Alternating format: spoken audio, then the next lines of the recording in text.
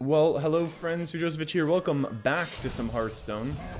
As we switch up a little bit, coming back to our true and trusted elemental shaman, we seem to have run into a quest rogue. We do now actually have the option of hexing this, which I don't actually hate, and that might seem like it's a little overkill, especially because we have to coin. But stopping these elementals from going back to hand might actually be a really good idea, especially since the hex, once the quest becomes completed, does absolutely nothing. It just gives our opponent a 5/5 taunt as opposed to a regular 5/5, which is how the quest interacts with hex. So getting rid of that potentially acts to slow down our opponent's quest. Although obviously they'll probably have lots of different cards that they can plan on start bouncing now. Hopefully this isn't one of them, because that just gets, 4 face damage and then a whole bunch of problems for us. And it looks like it might be.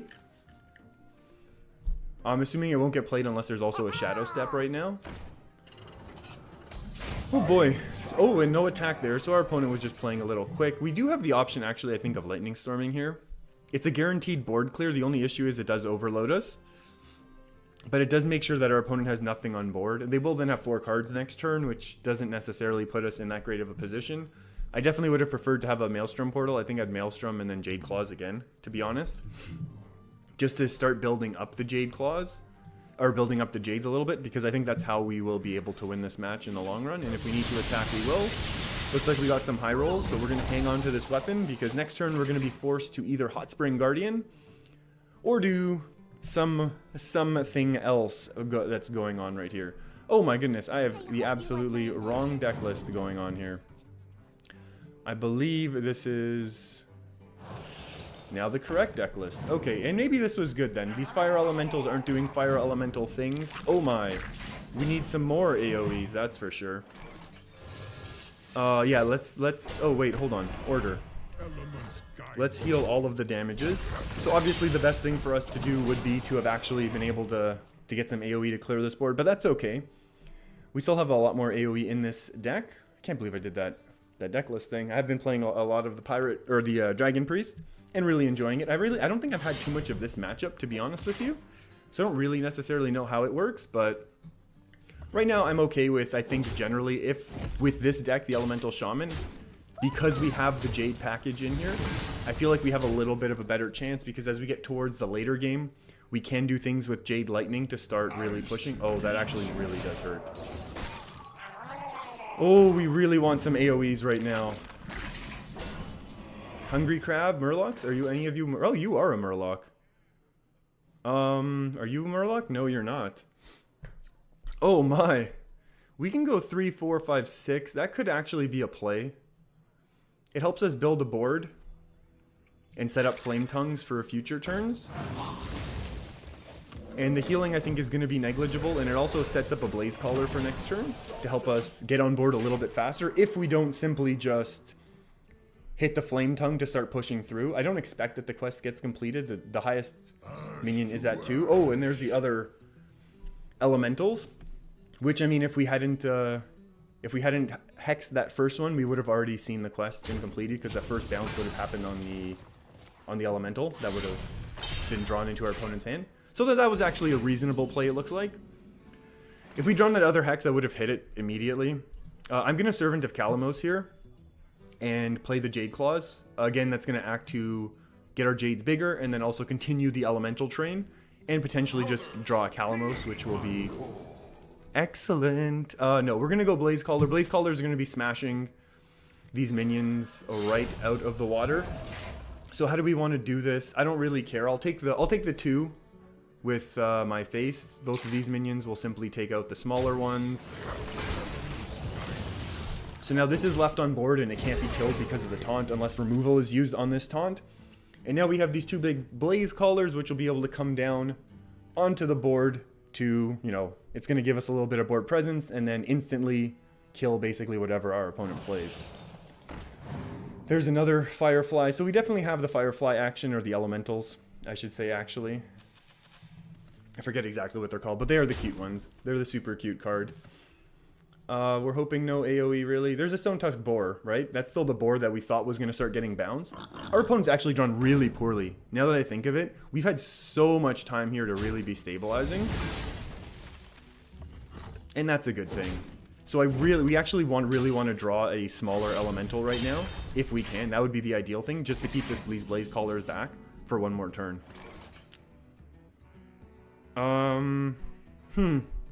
So the issue is, do we Blaze Caller and clear the board, knowing that our opponent can then fill the board next turn with a whole bunch of 5/5s? Or do we just want to clear the board and then play Stonehill Defender? I don't know if there's any elementals with taunt that are small enough. I guess we could get a Tar Creeper and play it to keep that chain going, to keep the Blaze Callers alive. Wait, that Stone Tusk Boar died though, right? So there might not be Chargers, because these are both just elementals back in hand. So unless our opponent top decks a Charger, we can leave the Flame Tongue out. Wait, hold on. Math? Sorry. I didn't even look for lethal. This is 7, 8, 9, 10, 11.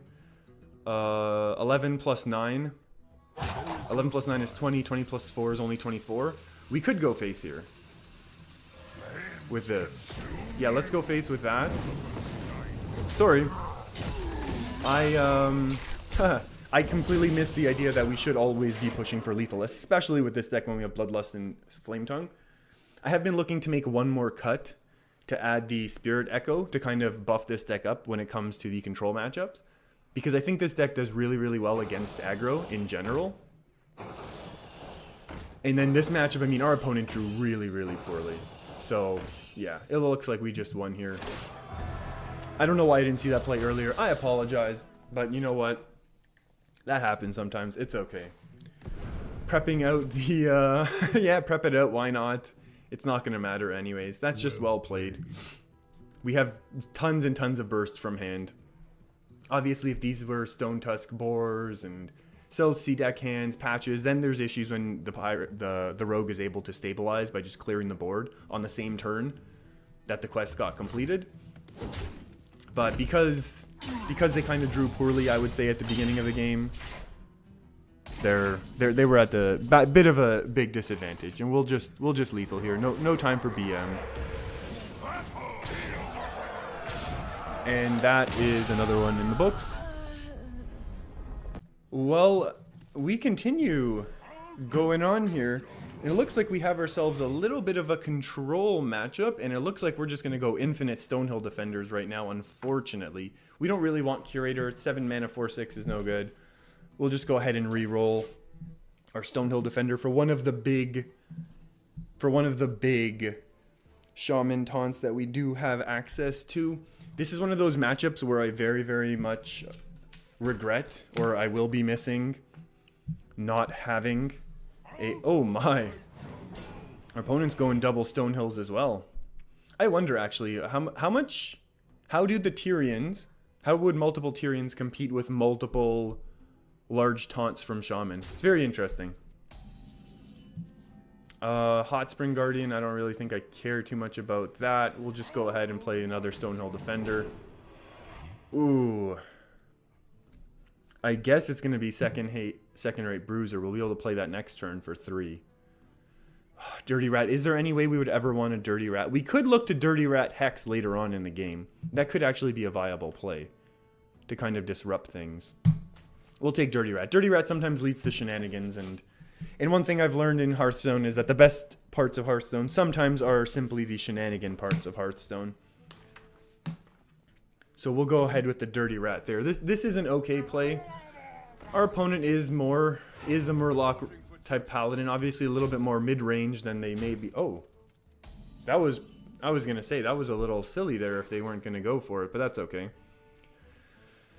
I don't like the idea of wasting the Jade Lightning, but I do like Tar Creeper into Jade Claw simply because we have 2 Tar Creepers. Maybe we'll activate for a Servant of Kalamos on the next turn, and this also gets our Jades rolling quite nicely. It doesn't really matter how I punch this in, right, because we have the 2s and the 1s. So we'll just go like this, get rid of our opponent's minions. They'll be able to easily trade into ours. We do have a Hungry Crab, obviously teched in this deck. We just saw it in game 1 from this video. And that's totally fine. I mean, we do want to find that ASAP if we can, especially if a War Leader comes out or something like that. Definitely a higher priority target than Bluegill Warrior, because we still don't know if our opponent is playing a full mid-range Paladin or if it's a more heavy Murloc Paladin that they just drew poorly with. And it does look like a more heavy Murloc deck now that we see a Primal Fin Lookout. That's not something you'd probably put in a pure mid-range. +1/+1 perhaps? Going to 3/2, that's okay. Just want to punch. I was going to say, that'd be weird if they didn't attack into there. So one thing we really do need to be saving now is this Maelstrom Portal. We're going to have to be very, very selective with how we use it. We also have a little bit of an issue of how we're going to deal with this, because we have 2, 3, 4, 5 power on board, but then our opponent has 5 health on board, and if we attack in, we'll basically be forced to trade everything. And if we don't, then our opponent's going to get a free trade here. I don't mind the idea, though, of just hero powering and Hot Spring Guardian. I think that's also reasonable. We could heal this one up nicely. Actually, we could do that and then clear the board. So we can go Hot Spring Guardian here. This is how we'll do it. We'll Hot Spring Guardian here, because I don't think the face healing is going to be as important as keeping a board is going to be. I'll attack into the 3 because, again, I'm not as worried, not as concerned with my health. And then we'll attack everything in here. So we maintain our board. This is a 3/3 taunt now and a 2/4 plus a little 1/1. And we have the elements activated in the event that we top deck a Servant of Kalamos. At this point in this mid-range part of the game, we're basically always hoping to be top decking a Servant of Kalamos, to be honest with you. Oh, that's just scary because we're not really able to deal with it. That's unfortunate for us. Although Aya is also kind of a super sweet card. He's going to get a kill no matter what, even if he just goes here. So I'm kind of tempted just to attack in. We have Aya out, so that if and when things go crazy next turn, we'll... Hold on. Let's take a thing. I'm thinking we just clear the board because I love clearing the board. If our opponent drops a War Leader, I think that's the thing that I'm the most worried about, to be honest. Is that War Leader action. And I would rather keep this at 3 health just so there can't be Consecration board clears. At the very least, it'd be a quality Consecration, which would also kind of wreck Finja. Would guarantee only 1 attack from Finja. Deal 1 damage. And this is what you kind of expect from this. And now we hope that there are not too many crazy things from here, because things could get out of control. Yeah, that's not the best, obviously. Bluegill's not what we wanted to see, but we can be okay. Now we're also kind of hoping that there is not a Megasaur here. Peacekeeper is okay, because we will just be using this to pop it now. Okay, so we have we have options for days right now. I like the idea of trying to roll spell power, because if we hit a spell power and we just Maelstrom Portal, we're really, really far ahead. And if we miss spell power, then we can kind of reassess with how we're going to use our other resources to really push through this. So I think that's going to be the best way to go. And even if we have to reassess afterwards, we could still honestly double Maelstrom Portal here to clear the board. And I wouldn't necessarily mind that. Oh, that's really strong, and I kind of do want to protect it. I think it might be too much power using a Jade Lightning to clear this, but I also don't like the idea of wasting a second Jade Lightning. So maybe we will just Tar Creeper and kind of replace the Tar Creepers that we have. Now we need to think how we want to do this, and I think the only trade that we have that we can do is to save our Aya. Everything else just gets traded off. Again, we don't want to be leaving the Murloc Paladin with any Murlocs on board when they still haven't played any War Leaders, because that's a big thing that will really swing the board state back in our opponent's favor. And we still now have 1 AoE in the event that our opponent just tries to flood the board. Yeah, the Menagerie is for guests only. There's no doubt about that. Oh, is that a good enough Hex? Absolutely not. Kalamos is not good enough. We could go 3. How about 4, 5, 6 from the Mana Worm? What else could we do? We could Hero Power first. We're going to Hero Power because we're either going to Fire Elemental or Jade Lightning. Ooh, Spell Power. Now I'm tempted to go 5 into 6. Although that does really eat us into an Equality Consecrate. Actually, maybe I'll go 5 into 6 with the Tar Creeper. As silly as that seems, I feel like our board is just starting to get built up so much bigger that we'll kind of be okay doing that. And then I like having the Mana Worm here. And we have a little bit of healing here. So, I mean, it's still in range of Consecrate. But this is a very interesting deck. I mean, this is a Murloc Paladin deck that it didn't start off very fast, obviously. Didn't hit that excellent Vile Fin Inquisitor into Rock Pool Hunter buff curve, which is what I think this Paladin deck is really, really looking to do. Consecration, that's fine. We lose 3 minions from board. We lose 1 minion and 2 hero powers. Oh, that is not excellent for our opponent. I think we just Jade Lightning again. Like, I don't think we do anything at all. I wouldn't want to waste a Fire Elemental right now. I think we just hope we get a Spell Power, or a Healing actually, I mean. Spell Power. And we just continue to go face. If we get hit with the other Consecration, then I think we're totally fine. It is actually scary seeing an opponent like this, where they have so many resources still in hand when we know they're an aggro deck. But the fact that we've been able to control the board here, I think is going to really give us that advantage to try and actually make something of this. Because I still feel like our opponent's going to have a chance here. That's a scary one, and we could have Dirty Ratted, but this to me is no-brainer Hex time. I'm still hoping for a Healing Potion. Yeah, I am waiting for a Healing Potion. I would love a Healing Potion, actually. Healing Totem is obviously what I meant to say there. And then we could have only done an extra 4/8, so that was not missed lethal, actually. We could have set our opponent very low, but it wouldn't have been guaranteed lethal, because with Paladin, and this seems like, you know, they might have some ability to actually stabilize and do some healing, more things like that. Now it looks like we should be able to hit a lethal, though, if we're able to count up nicely. So this is 3. We hit 3, so we need a 6, so we'll throw this here. We'll go there. And we'll trade like this, and now this should be more than lethal. Oh yeah, this goes into another one. That's okay, though. Kind of wasteful, but really not the end of the world. 6, 7, 8, 9. And again, still not lethal, but I'm not going to push it. Hoping for healing. And then we do have our Calamos for push for reach, in the event that it is just a quality Consecrate. But part of the reason why that's not too much of a worry is because we still have Aya on the board, which is one of the things I've been fighting to keep here. Because this Death Rattle it becomes so powerful. In terms of the fact that our opponent knows they have to basically clear a board twice. Or they have to clear a board and then have an Aldor or something to deal with this Aya. I'm expecting this means it's going to be GG from our opponent.